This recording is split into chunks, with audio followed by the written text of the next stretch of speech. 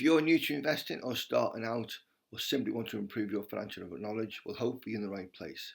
Because the one thing we don't teach people is about personal finance, the world of investing. It's considered somewhat confusion or debate and talk about, so hopefully you're looking at taking the right steps. My name is Dave and I work in financial services. And I help people through my job access to workplace pensions. Something we don't teach people about is complete inertia. So the aim of the videos, my finance blog moneyminted.co.uk, is to improve people's financial knowledge and awareness so you can reach your goals just like me. Now I've applied these figures or these principles to become a net millionaire at the age of 52. I can retire, but I enjoy helping people. So let's get into this latest video. It's about my review for my ISA for June 2025. Now it's not to boast or brag or say look at me, but to give people hope. If I can build a sizable portfolio of six figures, you can too.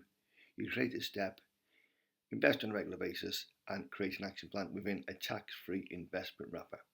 So how do we do during the month? Well, we started at 145,627.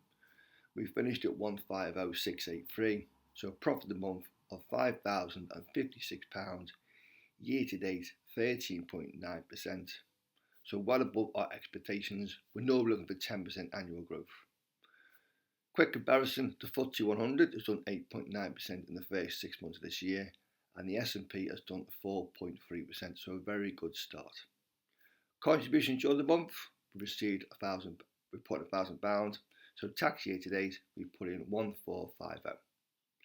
Our platform providers charges fees based upon the percentage of our portfolio, increased slightly of £17.95 in the month.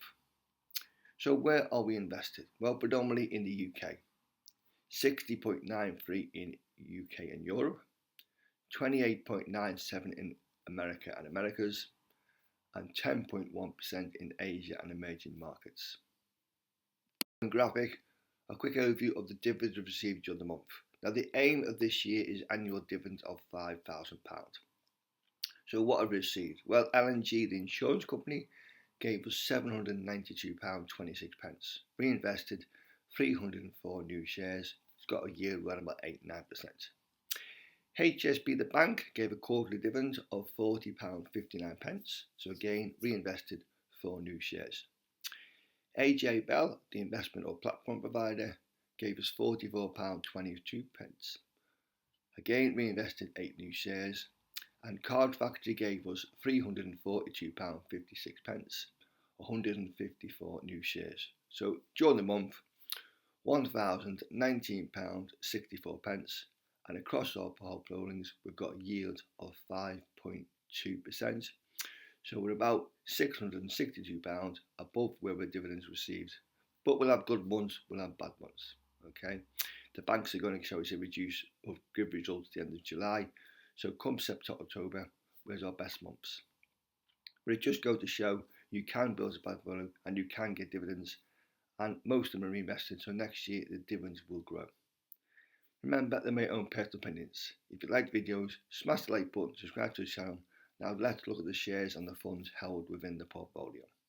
We own 50% of our portfolio in individual shares, mainly held in the UK, which were £74,575, of which 44% in the FTSE 100 and 6% is in the FTSE 250.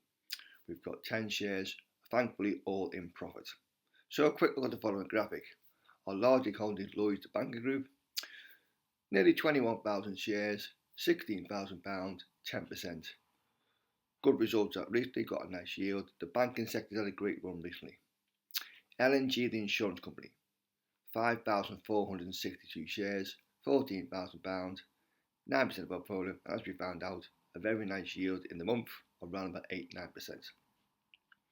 We also own Aviva, another insurance company, nearly 2,000 shares, £12,000, 8% of our portfolio, and again a yield around about 7-8%.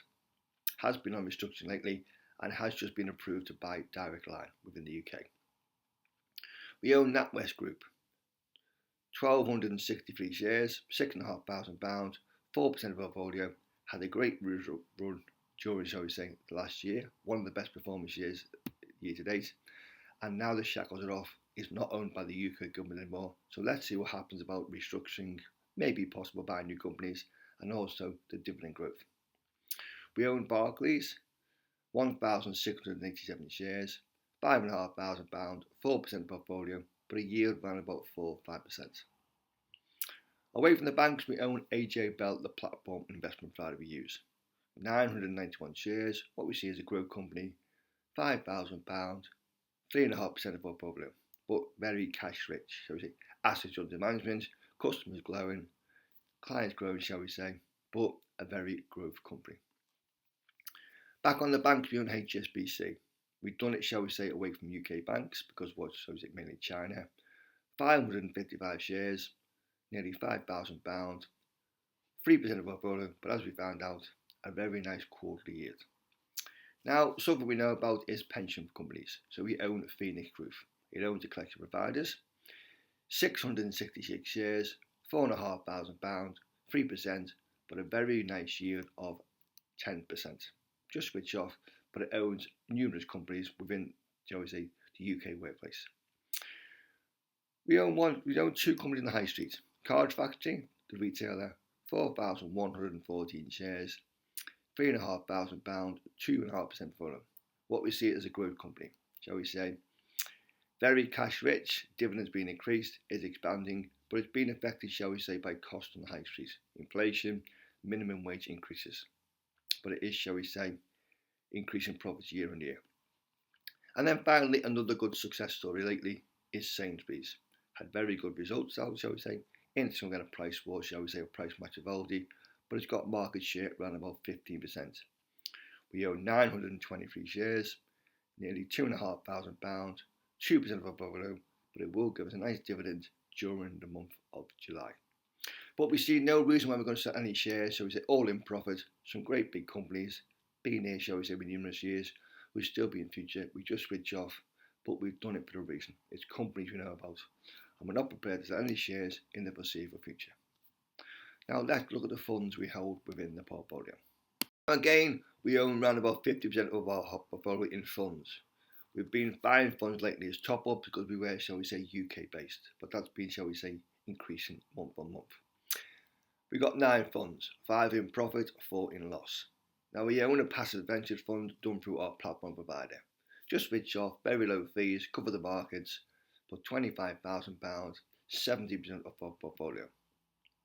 An LNG technology fund, £18,000, 12% of portfolio. Did struggle, shall we say, earlier this year, has recovered lately, but shall we say, it's got the Magnificent Seven and other companies. Owns about 250 stocks, got a small yield, fees about 0.32%. We own a Fidelity World Index Fund, again, about £18,000, 12% of portfolio, and we have topped in the month of £1,000 because, shall we say, diversification. It owns around about 1,350 shares, 0.12%, and it did pay a dividend very recently. But it's got annual return around about 10% for the last 5 years. Now some funds that have struggled.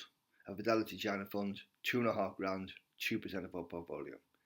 2 emerging market funds, around about £1,300, but thankfully 0.9% on both funds. It keeps saying it's going to recover, but we're not prepared to sell at a loss. We've got a small loss, but hopefully when they recover, we'll move their funds into our passive funds to simplify our portfolio because we're paying less fees, less charges, but we're not going to sell at a small loss. One fund that has struggled though is a Russia fund. We put £500 in, it went to £600 plus, struggled ever since because of the Russia-Ukraine conflict, but thankfully it's only £260, 0.17% of portfolio, but it just goes to show you're not going to get every decision right, but it was in profit. 2 funds we've done for some, we say, ring fencing. We put money away for a specific purpose, but we didn't want to add to our existing funds. So we put £3,000 in an S&P 500 fund, now worth 3.3, so 2% of our portfolio, and an FT All Share World Index fund for 5,000 in. It's now worth 5,843, but again, it's worth 3.5% of portfolio. But again, shall we say, some funds.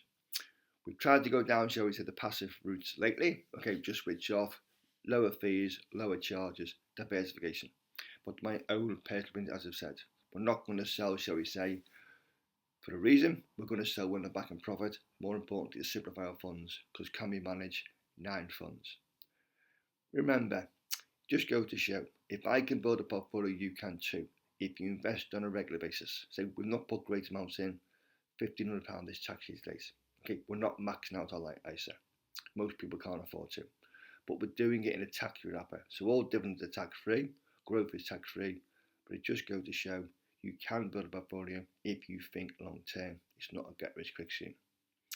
If you like the videos, smash the like button, subscribe to the channel, check out my blog, moneyminted.co.uk, and we'll see you again in the next video.